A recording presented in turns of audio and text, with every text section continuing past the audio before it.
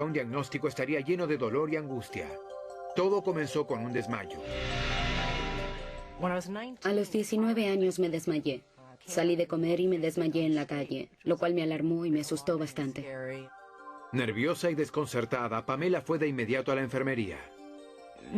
Me dijeron que era hipoglucémica y que tal vez no estaba comiendo bien. Los estudiantes se saltean algunas comidas, así que se lo atribuí a eso.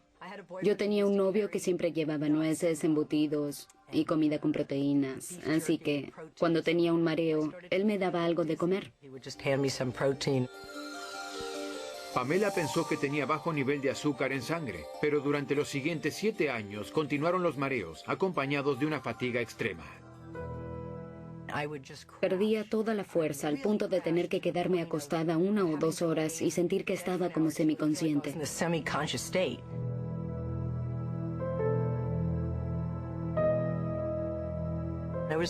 Nunca me dieron un diagnóstico.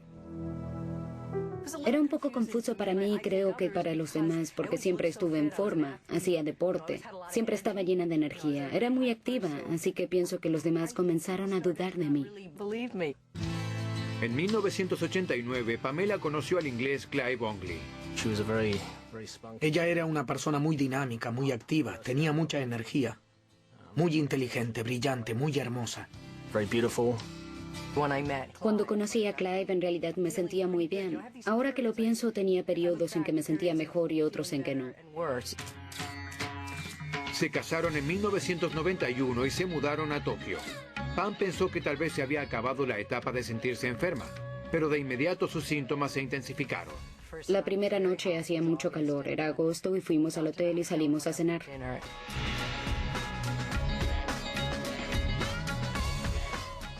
Y se desmayó. Recuerdo que recobré el conocimiento y lo vi aterrorizado. Se casa con una novia hermosa, sana y llena de felicidad, y a los 2 días ella se desmaya en otro país. Afortunadamente había un médico atendiendo en el hotel. Me hizo un electrocardiograma y estaba todo bien. No le pareció nada alarmante. Me dio unos antibióticos. Dijo que seguramente era un virus. Y la vida continuó. Quedé embarazada y fue curioso porque de pronto me sentí mejor de lo que me había sentido en mi vida. Me sentía sana y muy fuerte. Fue una etapa maravillosa para nosotros. Embarazada y sintiéndose bien, Pamela comenzó a olvidarse de que había estado enferma.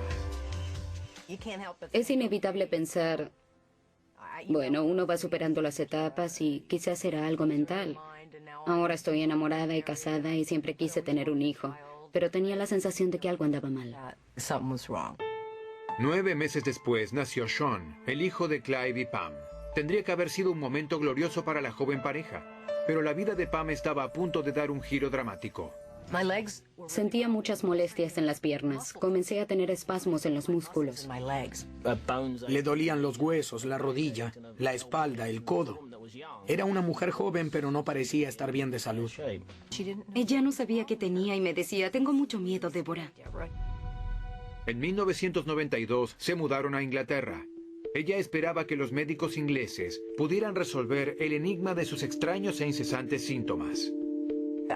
Siempre visitaba médicos clínicos, pero comencé a consultar a especialistas de las distintas ramas.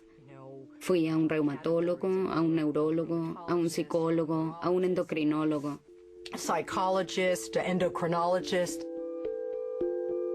Me extraían sangre. Mi sangre siempre estaba bien. Me examinaban la boca y la nariz. Me auscultaban el corazón. Nunca oyeron nada malo. Me enviaban a casa con más antibióticos. Se volvió frustrante para mí porque los médicos pensaban que yo estaba loca, que era algo psicológico y que era hipocondríaca. Los allegados de Pam también comenzaron a dudar de ella. Como las dolencias continuaban, me encargaba de limpiar, cocinar, lavar y atender a Sean, lo cual no me molestaba, pero con el tiempo sentí que lo suyo era pereza.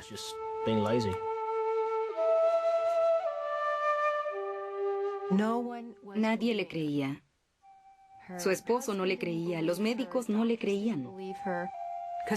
Si una persona más me decía lo bien que me veía, iba a vomitar. Entonces, cuando la situación ya era casi insoportable para Pamela, quedó embarazada. Y otra vez, milagrosamente, era como si nunca hubiese estado enferma. Cuando una está embarazada, está más sensible y más temperamental, pero yo me sentía mucho más despierta y viva. En septiembre de 1995, Pamela dio a luz a una niña, Sasha. Pero igual que antes, terminado el embarazo, regresaron sus problemas médicos. Mi salud empeoró cada vez más. Me dolían tanto las piernas que a esa altura no podía caminar y nadie me daba una explicación. Me llamó y me dijo, no soporto el dolor. Los médicos decían que era estrés, pero yo no les creía. Para mí le sucedía algo. En 1995, Clive y Pamela pensaron que un cambio de clima les haría bien. Así que se mudaron a California. Pero al poco tiempo de llegar, Pamela recibió una mala noticia. Apenas llegamos a California, le diagnosticaron cáncer de páncreas a su madre. Pancreatic cancer. Obviamente fue un momento de mucha preocupación y estrés. Worrying time, very stressful time. La familia tomó la decisión de traerla de Florida a California para recibir el tratamiento médico y de que se quedara con nosotros. That she came to stay with us. Me alegra haberlo hecho, pero fue difícil. Obviamente nos afectó a todos, afectó mi matrimonio y mi salud. Ella era quien la atendía. Se ocupaba de ella todos los días. Así que ese fue su principal foco de atención durante ese periodo. Atendimos a mi madre. Estuvo con nosotros 9 meses y sí, fue una pesadilla. When her mum passed away, Pamela was very upset. Cuando murió su madre, Pamela quedó muy consternada, deshecha. Es terrible perder a la madre. Pero perderla por una enfermedad tan cruel y despiadada como el cáncer de páncreas es mucho peor. Verla irse de a poco y con tanto sufrimiento no es fácil.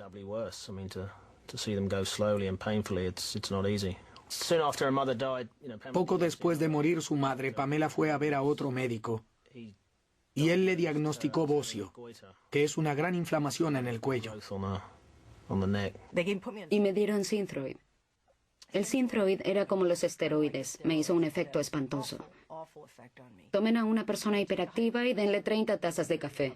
Yo rebotaba contra las paredes, estaba descontrolada y no era nada agradable. Vivía en un estado de indisposición constante. Llegué al punto de acostarme a las 2 de la tarde y ya no levantarme. Físicamente era muy inestable. Estaba bien y luego estaba mal. No podía entender por qué estaba siempre enferma. Yo pensaba que era psicológico. Finalmente, Clive dejó de tomar en serio lo que le ocurría a Pamela y terminó olvidándose de su enfermedad. Él se estaba disociando de la enfermedad, lo cual, desde luego, no ayudó a nuestro matrimonio. En 2002, tras 12 años de matrimonio, Pamela y Clive se divorciaron. En cuestión de días, Pamela se hundió en una terrible depresión. Comencé a sentirme muy sola, sufría mucho y tenía mucho miedo. Le dolían tanto las piernas que no se podía mantener en pie más de 2 minutos. Decía, necesito sentarme.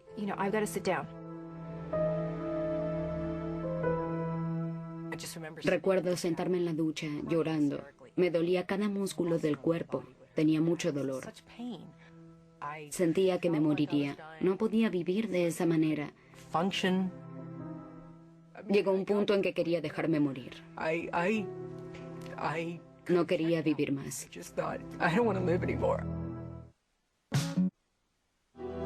Desde su adolescencia, Pamela Reese luchó por descubrir la causa de su fatiga, sus dolores musculares y su falta de aliento. A los 43 años, ya no tenía esperanzas y estaba al borde del suicidio. Siempre fui tan fuerte, pese a mi enfermedad, que era capaz de luchar y luchar y luchar. Pero ya estaba llegando al punto en que no podía luchar más. Entonces, una noche, Pamela tuvo un sueño. En el sueño veía el contorno de mi torso desde atrás. Y lo único que se veía en el torso era el corazón latiendo. Y luego oí unas voces que decían, es tu corazón. Y me desperté y me senté en la cama. Y de pronto vi todo con claridad. Fui al directorio telefónico y busqué cardiólogos. Pamela llamó al doctor Alejandro García, especialista en enfermedades cardiovasculares. Pamela vino a mi consultorio por cuenta propia. Ella pensaba que podía tener una afección cardíaca que le estaba provocando sus síntomas. Ella le contó al doctor García sobre los años de mareos, fatiga y dolor. Le dije, mire, sé que me veo bien y que los análisis de sangre darán bien, igual que los electrocardiogramas, pero no estoy bien. Por favor, créame, no estoy bien. Y él me respondió, de acuerdo, hagamos unos estudios. Ella necesitaba que alguien le dijera, te creo, Pamela. Me tranquilizó mucho que hubiera un médico que me creyera, alguien que no pensara que lo mío era un invento y que me ayudara a encontrar una respuesta. Al colocar el estetoscopio en el pecho de Pamela, el doctor García oyó algo que los demás médicos habían pasado por alto. Descubrí sonidos cardíacos anormales. También tenía un pequeño soplo tras esos sonidos anormales. A fin de confirmar el sonido extraño que había oído, el doctor García ordenó hacer un ecocardiograma para tener una mejor imagen del corazón de Pamela. Apenas comenzamos el ecocardiograma, hallamos ciertas anormalidades en la válvula mitral que apuntaban al diagnóstico de prolapso de válvula mitral. Comenzaron a surgir los tecnicismos, pero yo no los oía. Lo único que oí fue, tiene un problema en el corazón.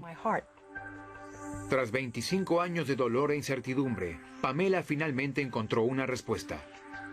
El doctor García le dijo que tenía síndrome de prolapso de la válvula mitral o PVM, una afección cardíaca en la que la válvula mitral no se cierra bien. Con cada latido, la sangre regresa al corazón, por lo que se reduce el flujo de oxígeno hacia las células del cuerpo.